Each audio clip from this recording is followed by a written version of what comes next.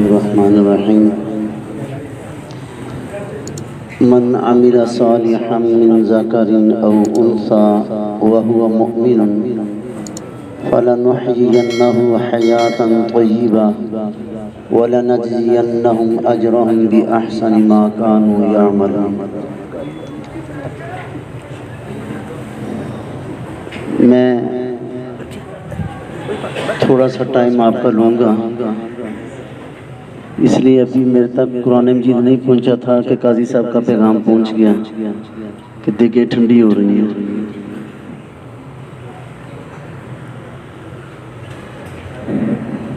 اللہ،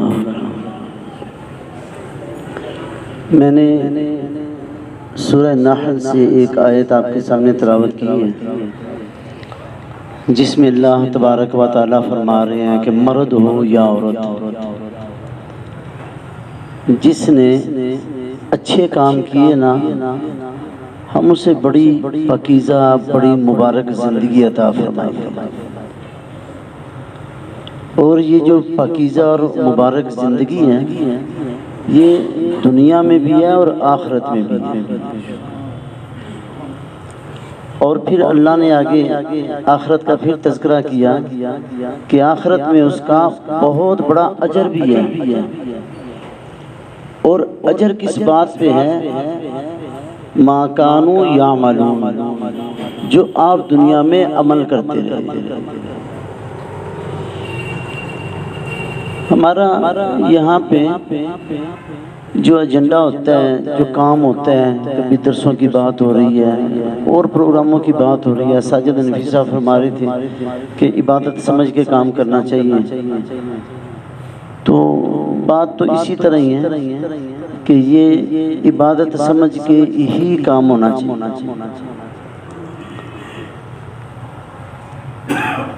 جس نے جتنی خوبصورت زندگی گزارنی ہے، وہ افراد بھی اتنے خوبصورت ہیں، وہ جماعت بھی اتنی خوبصورت ہے۔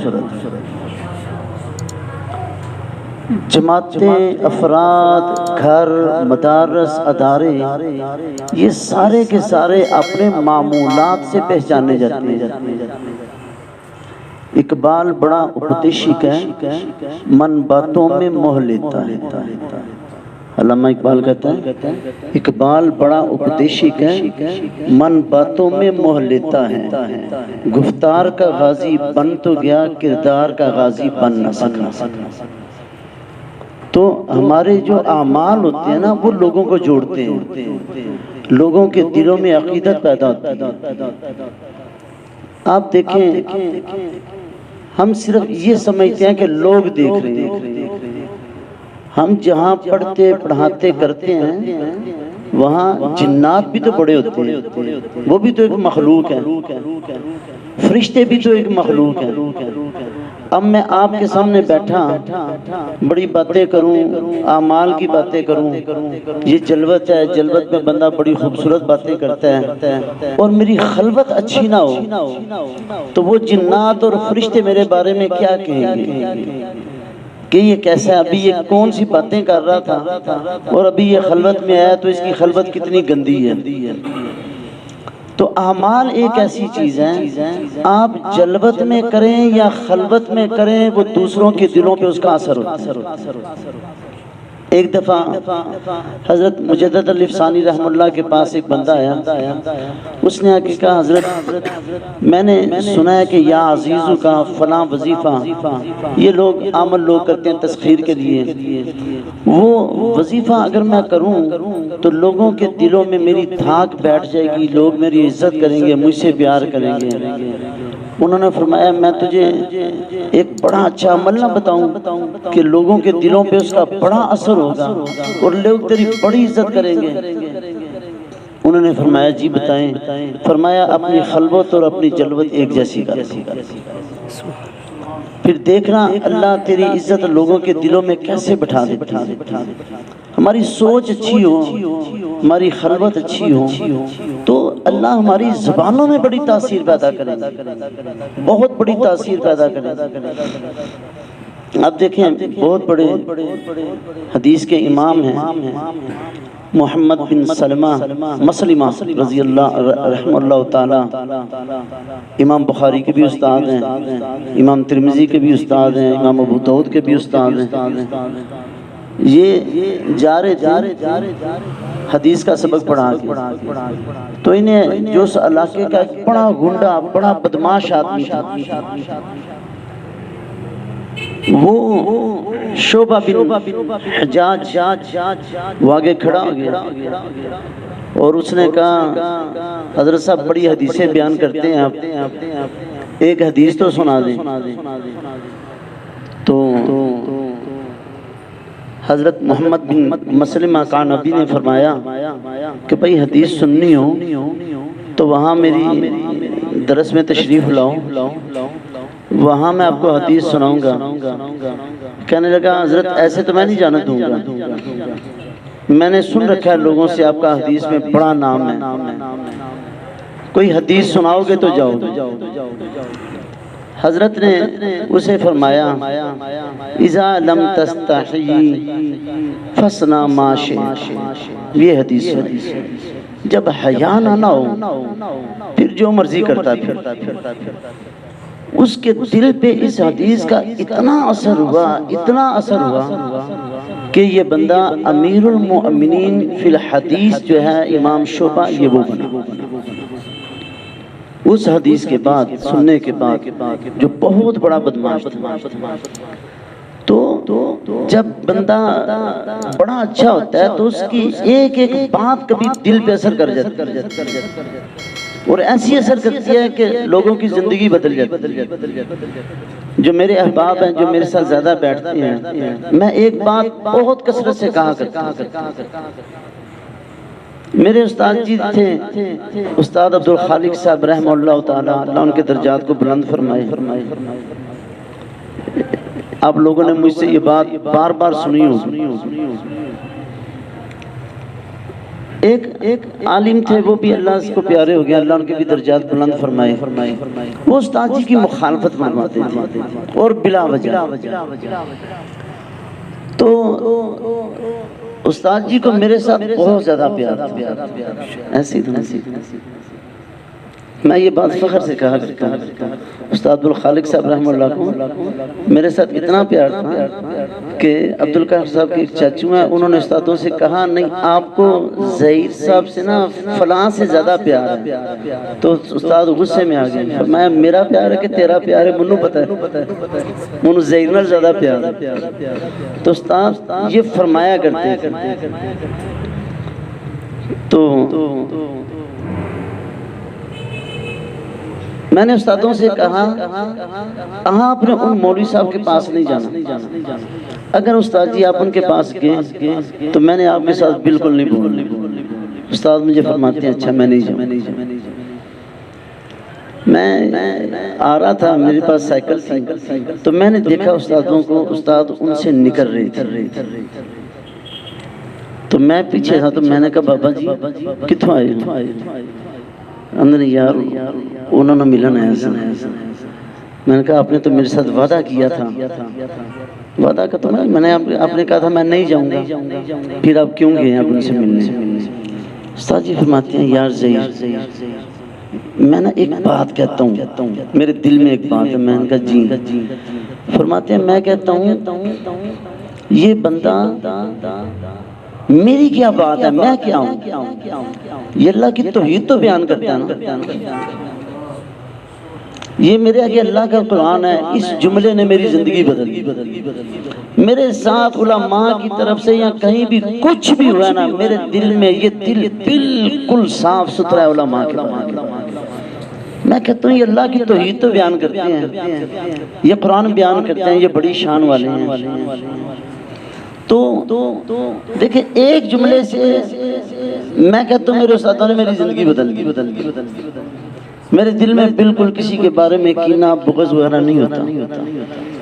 تو دیکھیں آپ بڑی خوبصورت جماعت، بہت خوبصورت۔ لکڑی والا مستری ہے نا، وہ اپنے کام سے پہچانا جاتا ہے۔ کپڑے والا درزی ہے وہ اپنے کام سے پہچانا جاتا ہے، ہر بندہ اپنے کام سے پہچانا جاتا ہے، ہم بھی اپنے کام سے پہچانے جاتے ہیں کہ ہمارا آپس میں اتحاد کتنا ہے، آپس میں اتفاق کتنا ہے، آپس میں محبت کتنی ہے، آپس میں پیار کتنا ہے، ہم کتنی ایک دوسرے کے ساتھ تعلق رکھتے ہیں۔ آپ دیکھیں، میں یہ بات اکثر کہا کرتا ہوں، حضرت خدیجہ رضی اللہ تعالیٰ عنہ نے نبی علیہ السلام سے کیا فرمایا تھا؟ جب آپ علیہ السلام نے فرمایا انی خشیت علی نفسی، خدیجہ مجھے لگ رہا ہے کہ میں ابھی مر نہ جاؤں، مجھے اپنی جان کا خطرہ پڑ گیا ہے۔ جب فرمایا نا زمیلونی زمیلونی، اس کے بعد یہ الفاظ فرمائے، تو حضرت خدیجہ نے آگے جو جملے فرمائے ان میں سب سے پہلا جملہ کیا تھا؟ اِنَّكَ لَتَصِلُ الرَّحْمَةَ، آپ بڑی صلہ رحمی کرتے ہیں، آپ بڑا آپس میں پیار رکھتے ہیں، لوگوں سے بڑا، آپ لوگوں کو بڑا جوڑتے ہیں، اس چیز کا آپ بڑا اہتمام کرتے ہیں، ایسے لوگوں کو اللہ ضائع نہیں کرتا۔ اور اگر ہمارے اندر یہی فکر ہے، یہی پیار ہے، تو پھر تو یہ جماعت پھلے گی پھولے گی۔ ہم میں میری مسجد ہے نا، میں مسجد میں نماز پڑھاؤں، میں درس دوں تو میرا ایک مقتدی بڑھ جائے اور وہ مجھے کہنا کہ استاد جی میں آپ کے درس کی وجہ سے آتا ہوں، تو میں عبدالقاہر صاحب کو ملوں گا، ان سے بھی کہوں گا میرا ایک بندہ بد گیا، وہ مجھے کہہ رہا تھا میں آپ کا درس سننے کے لیے آتا ہوں۔ یعنی یہ میری زندگی کا ایک ذخیرہ بن جاتا ہے، میں اسے بھی کہہ رہا ہوں، اسے بھی کہہ رہا ہوں، اسے بھی کہہ رہا ہوں، سب کو کہہ رہا ہوں۔ لیکن بنی ہوئی جماعت اسے توڑنا، اسے آپس میں اختلاف کرنا، آپس میں ایک دوسرے کو گالیاں دینا، بھئی یہ کون سی عقل مندی ہے، یہ کون سی ضرورت ہے؟ گھر میں میاں بیوی کی لڑائی ہوتی ہے، گھر میں تباہی اس وقت ہوتی ہے جب کچھ بچے باپ کی طرف ہو جائیں یا کچھ بچے ماں کی طرف ہو جائیں، اس وقت تباہی ہوتی ہے۔ جب تک بچے ان کو اپنا والدین سمجھتے رہیں اور انہیں ٹھنڈا کرتے رہیں، انہیں سمجھاتے رہیں، وہ گھر کبھی برباد نہیں ہوا، وہ گھر ڈگر پہ آ جاتے ہیں۔ میری دوستوں سے یہ گزارش ہے، آپ ساتھیوں سے، پہلی بات تو یہ جو میں نے آیت پڑھی ہے، ہمارے اعمال بڑے اچھے ہونے چاہیے۔ ہماری اعمال میں جو سب سے بڑا عمل ہے، ہماری نمازیں بڑی خوبصورت ہونی چاہیے۔ ہمارے مقتدی ہماری نمازیں دیکھتے ہیں اور ہمیں یہ احساس ہونا چاہیے کہ لوگ دیکھ رہے ہیں، ہمیں یہ احساس ہونا چاہیے، ریاکاری نہیں ہونی چاہیے، اور دل میں یہ بھی خطرہ نہیں ہونا چاہیے کہ لوگ مجھے دیکھ رہے ہیں، یہ ریاکاری ہو رہی ہے۔ حضرت تھانوی سے کسی نے پوچھا، حضرت جب میں نماز شروع کرتا ہوں، جب میں تلاوت شروع کرتا ہوں تو پھر میرے دل میں بار بار آتا ہے کہ لوگ دیکھ رہے ہیں تو ریاکاری تو نہیں ہو رہی، یہ بڑا مسئلہ ہے۔ حضرت تھانوی نے فرمایا بھائی نیت اتنی کچی نہیں ہوتی جو بار بار ٹوٹ جائے، جب شروع کرو نا تو اپنی نیت ٹھیک کر لو، بس درمیان میں جتنے خیال آتے رہے ان کا کوئی اعتبار نہیں، تو نیت اچھی کر کے کہ لوگوں کی بھی اصلاح ہو، ہمارے اعمال اچھی ہوں، ہماری گفتار اچھی ہوں، ہم آپس میں اچھی ہوں۔ ایک بات تو یہ ہے، دوسری بات یہ گزارش ہے، میری گزارش ہے آپ لوگوں سے کہ دیکھو پہلے تو ہمارے پاس کوئی مقصد شاید نہیں تھا، میں اس وقت یہ باتیں کرتا تو شاید کسی ساتھی کو پسند نہ ہوتا، لیکن ابھی تو میں حضرت شاہ جی کی ترجمانی کر رہا ہوں، اللہ ان کی زندگی میں برکتیں فرمائے، انہوں نے اتنی اچھی گفتگو راولپنڈی میں کیا، کمال کر دیے شاہ جی، بڑی اچھی گفتگو فرمائی۔ شاہ جی نے فرمایا میرے باپ نے جو سوٹی دی ہے میں اپنی زندگی میں سے توڑ نہیں سکتا، کیسے توڑ سکتا ہوں میں جماعت کو، کیسے توڑ سکتا ہوں؟ تو بھائی ہمیشہ یہ بات ذہن میں رکھیں، جماعتیں چھوٹوں کی حرکتوں کی وجہ سے ٹوٹتی ہیں۔ میں عبدالقاہر سے کبھی بدظن نہیں ہو سکتا، مجھے دو آگے کہیں گے نا استاد جی وہ ایسے کہہ رہے تھے، استاد جی وہ ایسے کہہ رہے تھے، عبدالقاہر صاحب کو کہیں گے وہ ایسے کہہ رہے تھے، وہ ایسے کہہ رہے تھے، ہم ظاہر نہ بھی کریں لیکن اندر سے ہم ٹوٹ جائیں گے۔ یہ چھوٹے بڑی خرابیاں کرتی ہیں، غیر ذمہ دارانہ باتیں کرتی ہیں۔ اب دیکھیں کسی کی اولاد کا فوت ہو جانا یہ کوئی مہنہ نہیں ہے. نبی علیہ السلام نے فرمایا اپنے مردوں کے برے تذکرے نہ کرو. یہ حدیثیں جو آپ علیہ السلام فرما رہے ہیں یہ یہودیوں کے لیے، نصرانیوں کے لیے، ہندوؤں کے لیے، یہ ہمارے لیے فرما رہے ہیں آپ علیہ السلام. اب ایک ذمہ دار ساتھی وہ سوشل میڈیا پہ ایک بیان چل رہا ہے کہ مولانا اشرف علی صاحب کا بیٹا مفتی امان اللہ صاحب اللہ ان کے درجات بلند فرمائے. اس نے کہا وہ کسی تعیش میں نہیں مرا، یاشی میں نہیں مرا، وہ ون ویلنگ کرتا ہوا نہیں مرا، وہ عیاشیوں میں نہیں مرا، وہ مال کے ڈھیر میں نہیں مرا.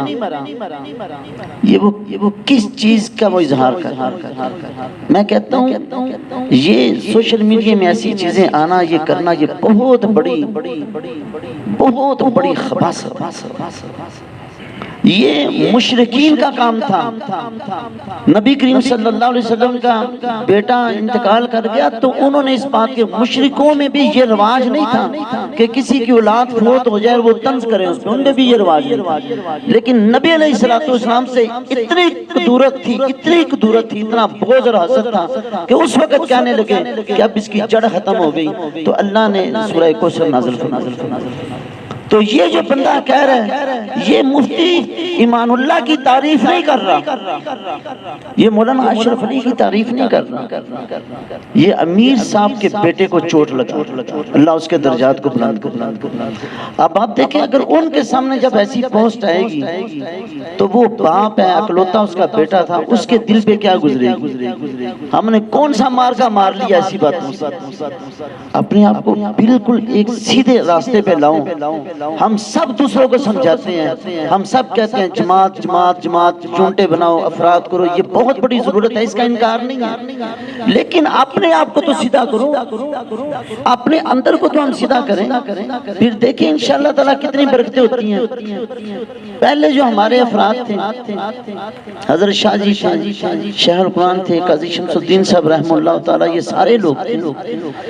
یہ ہر بندہ اپنے اندر ایک جماعت، ہر بندہ اپنے اندر ایک جماعت. اور ان لوگوں نے محنت کی ہے. ہم چھوٹے چھوٹے تھے، ہم نے مولانا رسول اللہ خان صاحب راشد کو دیکھا، اس وقت سے لے کے آج تک انہوں نے بڑی محنت کی. میں ان سے کہا کرتا ہوں آپ جس جگہ پہ پہنچے ہو آپ وہ بندے ہو کہ آپ محنت کر کے پہنچے. آپ اپنی اس محنت کے ساتھ اپنی اس سیٹ کے اوپر آئے ہیں. باقی جو بھی ہیں ٹھیک ہے، اللہ تعالیٰ نے قبول کیا. تو دیکھیں یہ قرآن، یہ حدیث ہمارے لیے. نبی علیہ السلام نے فرمایا جو بندہ ہے انزل الناس علی منازلہم، ایسی حدیث، لوگوں کو ان کی جگہ پہ اتارو. حق نہیں ہے ہمیں اس کے خلاف بات کرنے کی. آپ کے امیر صاحب ہیں، ان کو ان کی جگہ پہ رکھو. شاہ صاحب ہمارے بڑے ہیں، ان کو ان کی جگہ پہ رکھو. ہمیں کس نے حق دیا ہے کہ ہم ٹوٹے پھوٹے لفظوں سے جماعت کے اندر اور دراڑیں پیدا کریں؟ ہم اپنی فکر کریں. ہم نے زندگی گزارنی ہے، وہ گزار گئی، اور ان کی جو گزری ہے وہ اچھی گزر گئی. اگر ہم نے کام کرنا ہے تو ہم جتنا جوڑ سکتے ہیں اتنا جوڑیں. یہ ہماری پاور ہے. سرحد بھی ہمارا ہے، بلوچستان بھی ہمارا ہے، پنجاب بھی ہمارا ہے، سندھ بھی ہمارا ہے. سب دوستوں کے ساتھ اچھا پیغام دیا کرو. اپنا بغض، اپنا کینہ، اس کو اپنے دلوں میں فنا کر دو اور دفن کر دو. اس چیز کا نام جماعت ہے. اللہ تعالیٰ ہمیں سمجھنے کی توفیق عطا فرمائے. آمین. ماشاءاللہ.